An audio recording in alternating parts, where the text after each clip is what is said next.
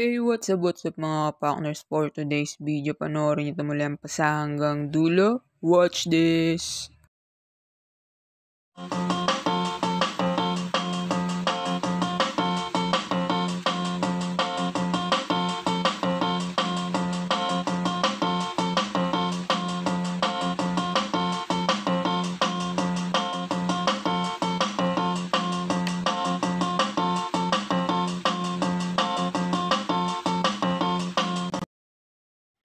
So this is it mga partners, empty na ang ating kabahayan, tapos na maglipat at naka-ready na rin kami dahil susunduin na kami ng aking airmat.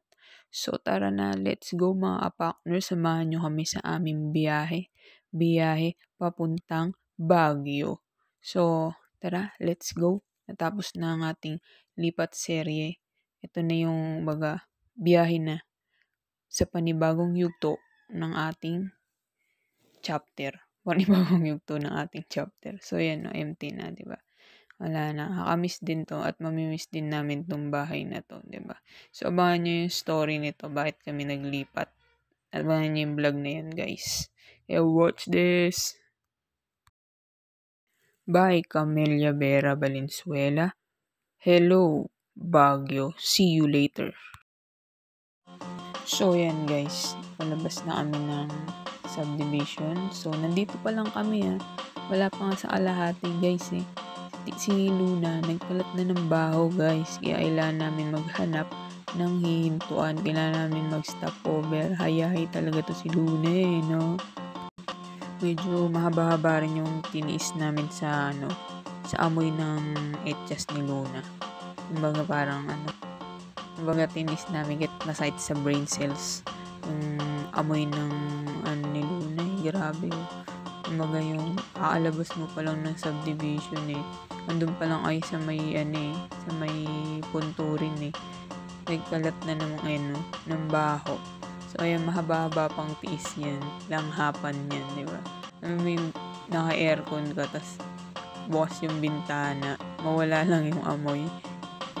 Hindi kasi sanay sa biyahe si Luna, kaya nung nagbiyahe siya parang kinabahan siguro sa sobrang kaba na napakalat ng baho. Hindi niya napigilan yung etchas niya lumabas. Kaya yan, so nervyosa kasi yan Sa sobrang nervyosa, pag gininervyos yan, napapa-etchas yan.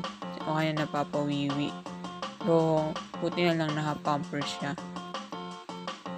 Kaya syempre, ito kami ngayon, tiis baho, mababang baho.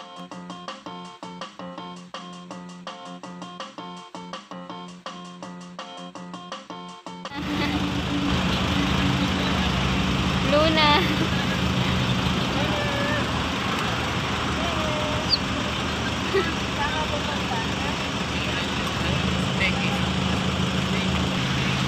Okay.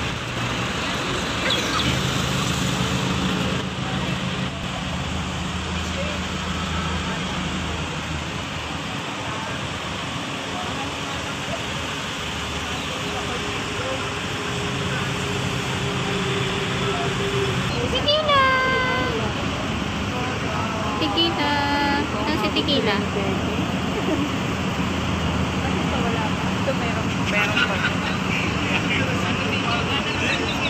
Wow, mukmuk ka dito Oh, higa ka pa. Ha? Higa ka pa? Higa ka?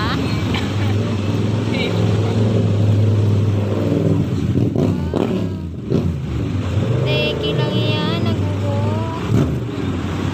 Teki walk-walk. Ha?